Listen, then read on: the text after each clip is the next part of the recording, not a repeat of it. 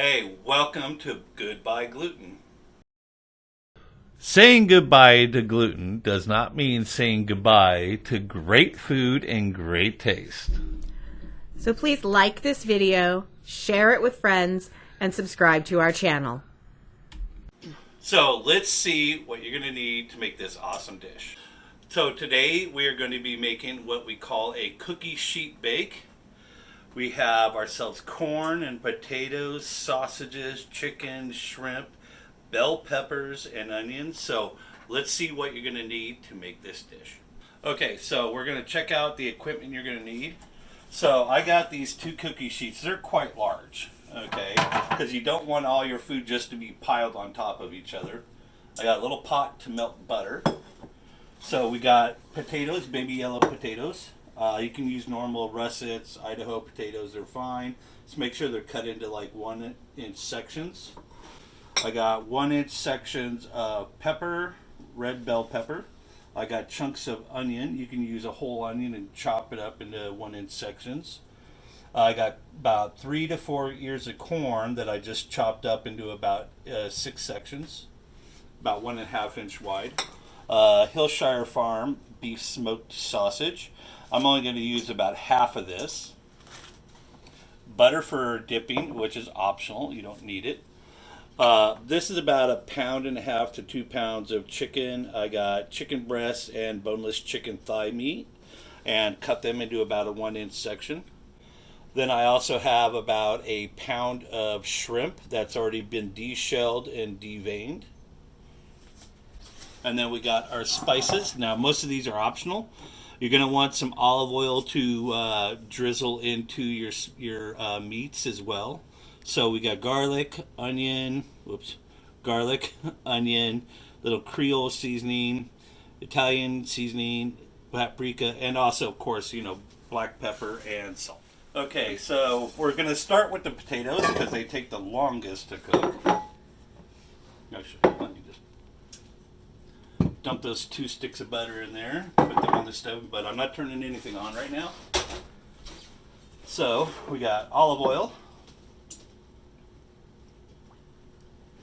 a little bit of drizzle. Now for the potatoes, I'm just doing salt and pepper on this. And the spice level is all, because like I said, you don't want to, get all your food done. Okay, so we're going to put these in a preheated 400-degree oven for about 10 minutes, and then we'll start the next phase. Okay, it's time for our corn. So I'm basically using the same bowl that I mixed it. A little of olive oil. Get them nice and coated. Pause. Okay, so now we're just basically going to do our onion, our bell peppers, and sausage, because that's all basically going to cook the same.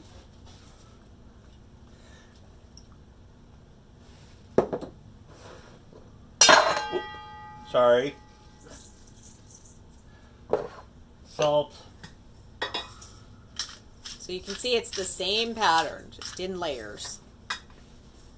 And this time I'm going to just add a little bit of Italian seasoning. Not much. Because that's all we have left. Oh, we have another in that container. In this container, yes. So I'm just going to toss. It's almost like tossing a salad, sort of. Get it? Tossing a salad. And to save, I'm just going to go ahead and set that there and wait for the next batch to show up. Okay, we're going to put a little olive oil on there. I'm going to take some salt. Not a lot. Take some black pepper. Now, if you want to add any of the spices I mentioned earlier, go ahead and add them on there.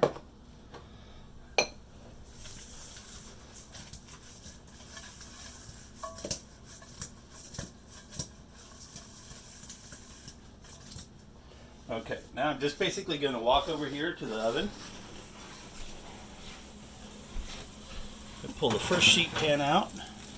Just going to add them. You can hear them already stinging.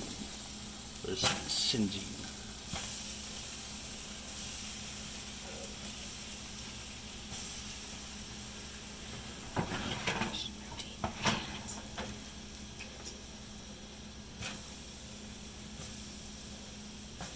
And you might have actually heard my wife whisper to rotate pans, which she is correct.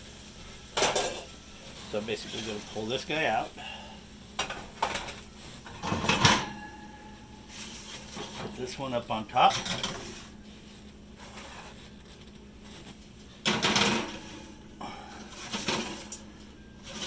And then we're just going to also rotate them this way. Because if you don't have a built-in convection oven, that's a good thing to do. And we're going to sit this for another 10 minutes. Okay, so we're going to do our chicken next. So I'm just basically going to let that baby slide on in. This is when your hands are going to get messy unless you use like tongs or something like that. But yeah, I wash my hands a little bit. So I'm just going to use a little paprika. Not much.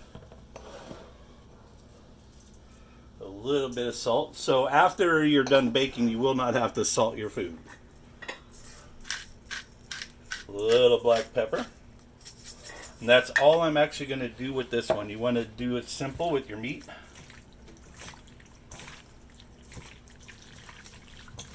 Get it all nice and mixed together really good. I'm going to put it right back into the pie plate. And I'm just going to let it sit there because it's got a few minutes to basically let it marinate and rest and get those flavors incorporated. Okay, now we're going to do the shrimp since we're waiting for the oven to finish their cooking. So, like I said, a little bit more olive oil. Okay, got the shrimp. We're going to let this start doing what we did with the chicken earlier. And basically, I'm just going to add a little bit of Tony's, I have no idea how to spell that French name, but it's Creole. You can use any Creole you want. Base seasoning's fine. And then I'm just going to add a little bit more black pepper. Because you don't want to use salt because that seasoning already has salt. It already has garlic, already has paprika. I'm just going to mix it with my hand. And then I'll get my hand. Okay, so now that's good to go. We're just going to let that set and good. Okay, so I'm going to pull these out real fast. Bring them over to our cookie sheet. Move that out of the way.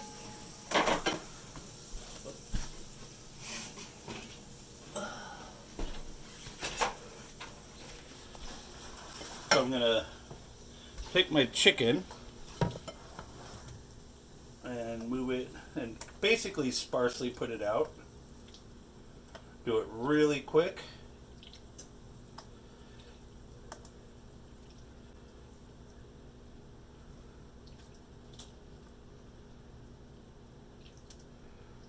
Don't worry about it hitting the vegetables or anything because it's all going into a nice hot oven. Okay, now we're going to come back over here to the other part and do the same thing.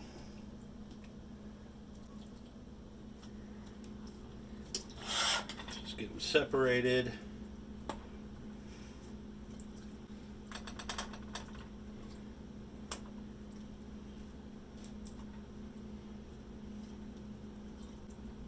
And of course you all know that as you cook chicken it does shrink a bit, so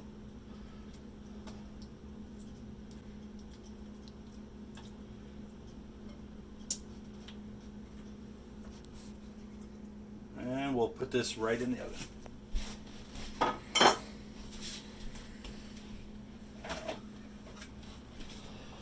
So this one will go back into the top. This one will go down in the lower. And we'll put this in for about another 10 minutes. Okay, it's been about 10 minutes. Ooh, wow, watch out for the heat. I'm gonna bring these over. And you can see, chicken's almost cooked.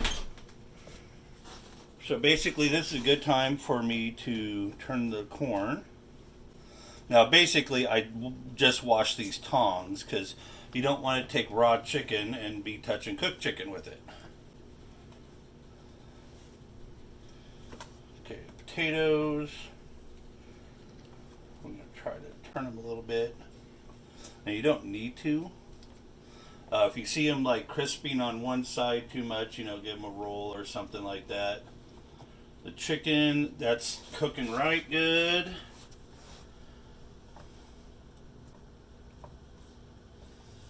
Yeah, you see how like it's starting to brown a little bit, so that we are on track and good to go.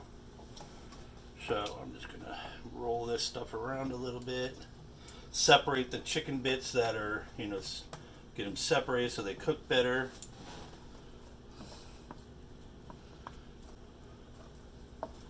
Move those potatoes out of the way, mix them up. So now I'm gonna grab the peppers, the onions, and the sausage. Now these won't go in for that long.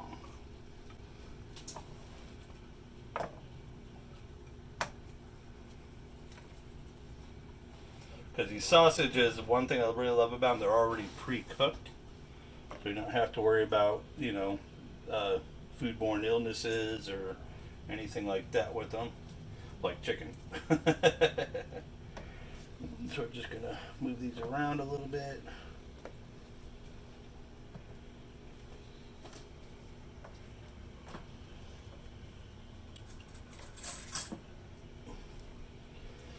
So my wife's gonna check the potatoes. Go ahead and check one really quick. Is that good to go? Mm-hmm. Awesome. They're on track. We are on schedule. So I'm just gonna go ahead and toss these. She's gonna give it a taste test real quick. How they taste, babe? In the oven and rotate them so you got even cooking. And we're going to put these for about 5 minutes. I'm going to put this on about a 4 to start melting my butter.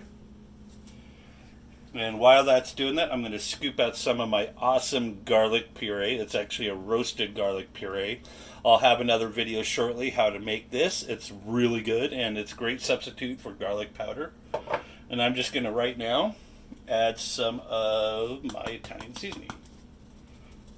Probably about maybe a 1/4 teaspoon or so. Not a lot. So I'm going to do about 1/2 tablespoon of the garlic. I love the roasted garlic, but because it does not have the bite of garlic powder or raw garlic, but it has the real pungent garlicky flavor. So we'll let that start melting down and stir it up.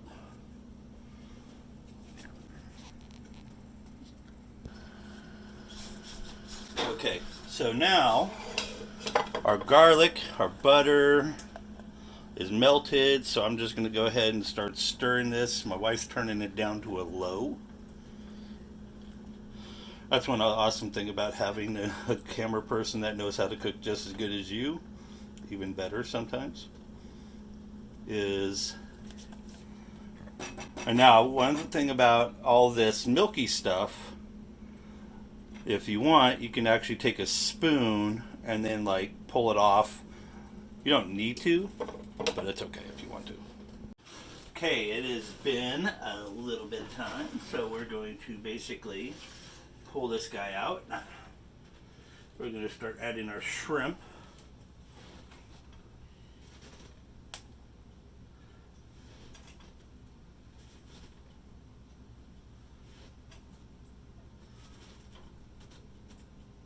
And one middle. And one right there. Excuse me. Did not mean to burp. Okay, we'll do this as quick as possible because we don't want the heat of the oven and the stove to disappear. Get over there. You get over there. Now, shrimp won't take long to cook at all, and you really don't want to overcook these babies. Only if you like erasers. Yeah, because they become erasers. I'm gonna have just 2 more on this bottom one to even it all out. And check them after about 2 minutes. If they don't look done, then go ahead and give them another minute or 2. Okay. Go ahead. It has been about 6 minutes, and you see the shrimp are nice and pink. They're not really tough looking, so I'm just going to go ahead and set this one there. Pull this other big guy out. And this is where I grabbed a nice sized bolt.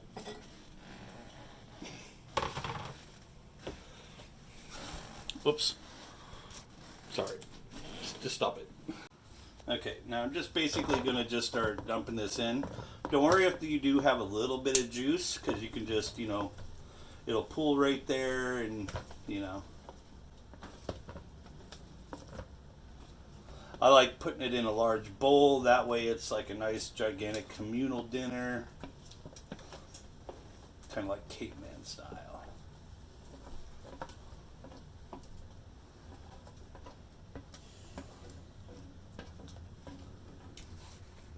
No, just a photo. Okay, so we're going to give a quick taste test. The chicken, well, if you could tell, I've already tested it. Perfectly done. Now the key is your shrimp. Dip it in that nice garlic butter. Mmm. Soft, tender, perfectly cooked. Potatoes are semi-squishy, but they're firm. The peppers, same thing. Mmm.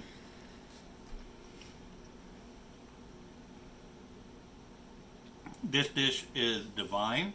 Great for a large amount of people, because as you saw, for that little bit of food that I made, feeds a lot of people. So I want to thank you very much for watching our video. And remember this, saying goodbye to gluten does not mean saying goodbye to great food and great taste. Have a great day.